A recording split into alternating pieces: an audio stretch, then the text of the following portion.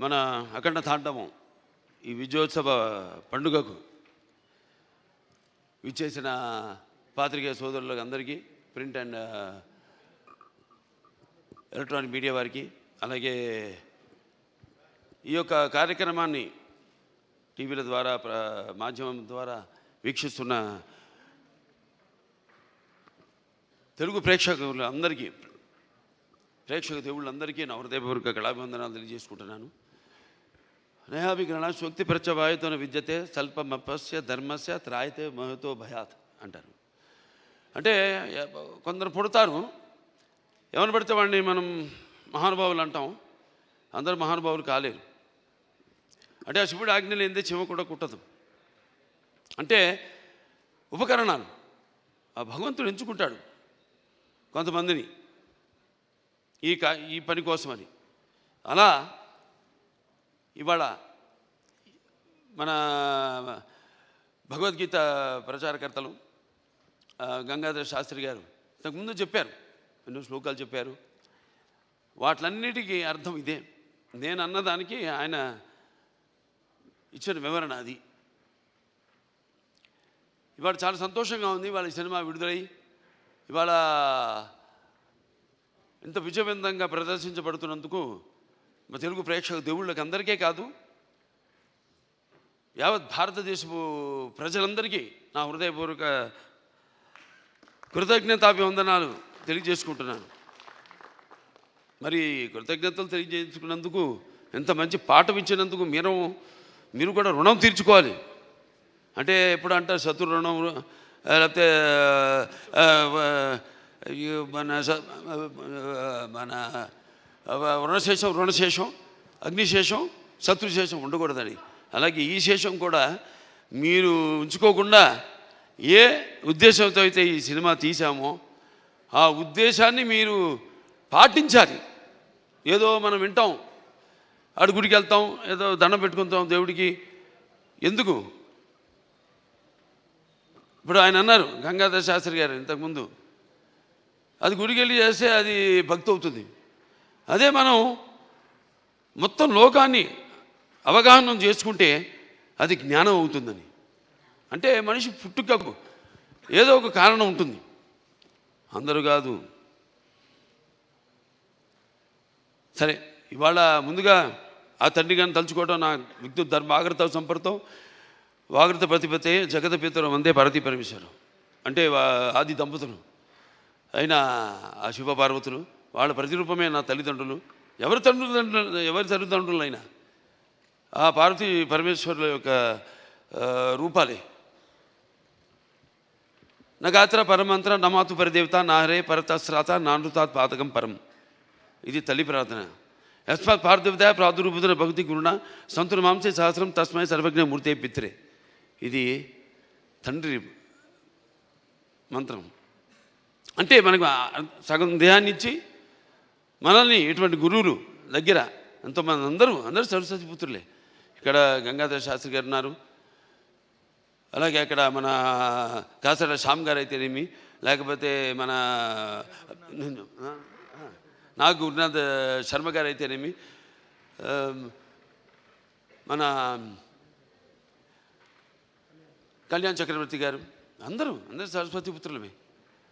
So వాళ్ళందరి దగ్గర ఇటువంటి మంచి పాఠాలు నేర్చుకోవడానికి, మంచి గీతాలు వినడానికి ఇటువంటి బ్రహ్మాండంగా అద్భుతంగా మన నందమూరి తమను అద్భుతంగా వాటిని చెప్పాడు. అతను పడ్డ శ్రమంతా ఒకటే. నాకు వచ్చిన అందరూ ఏమంటున్నారంటే, ఈనాడు సనాతన హైందవ ధర్మం మీసం మెలేసిందని ఈ సినిమా చూశాడు.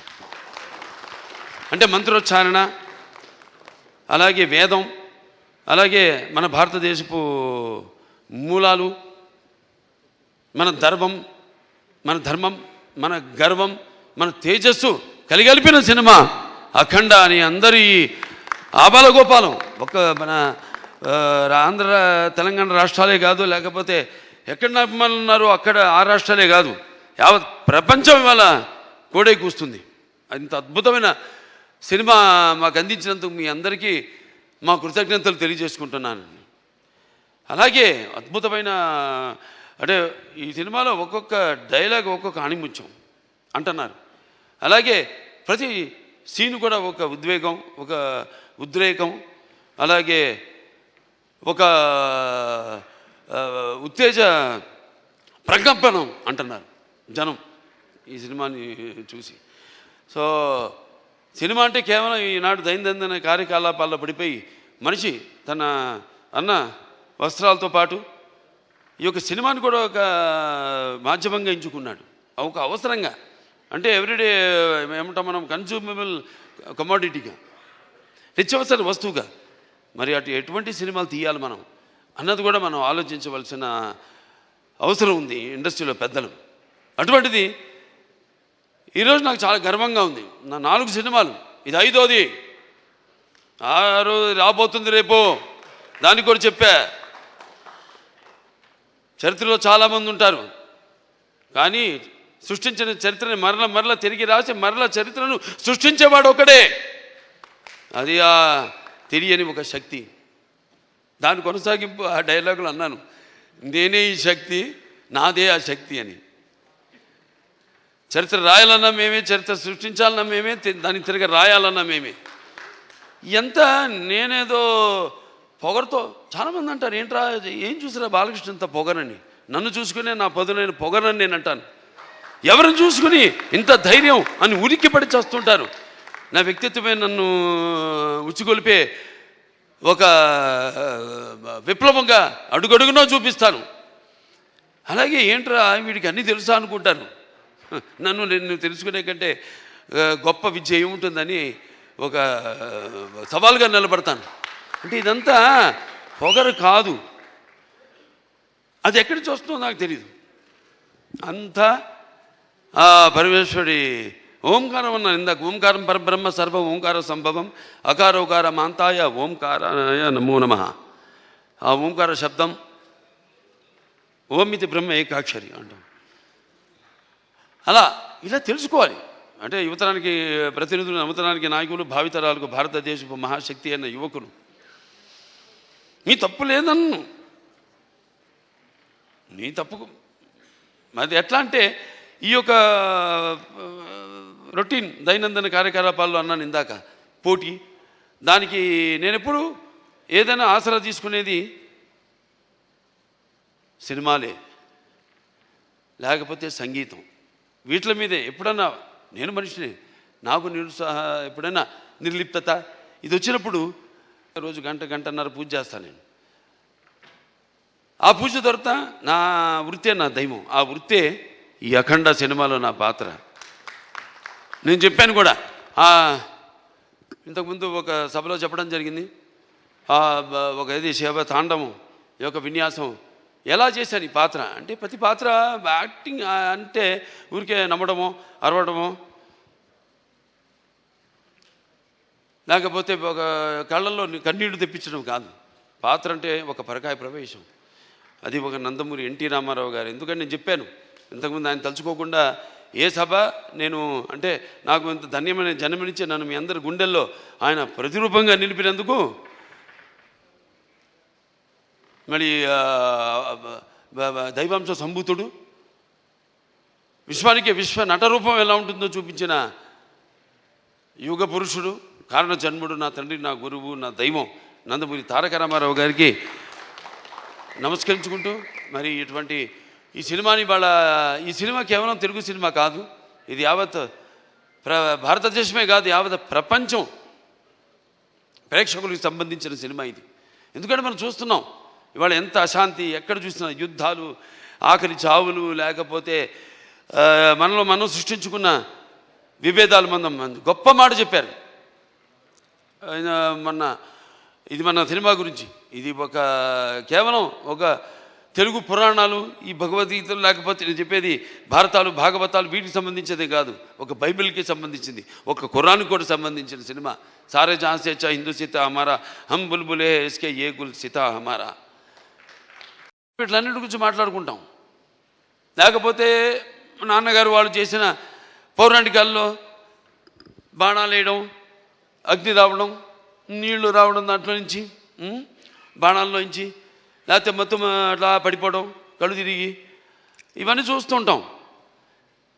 ఇది కూడా ఇప్పుడు జరుగుతున్న ఏవైతే పరిణామాలు ఉన్నాయో వాట్లను నేను చెప్పా, సినిమా మాధ్యమం అంత గొప్ప మాధ్యమం ఇంకోటి లేదు. దానికి సరిగా వాడుకోవాలి మనం.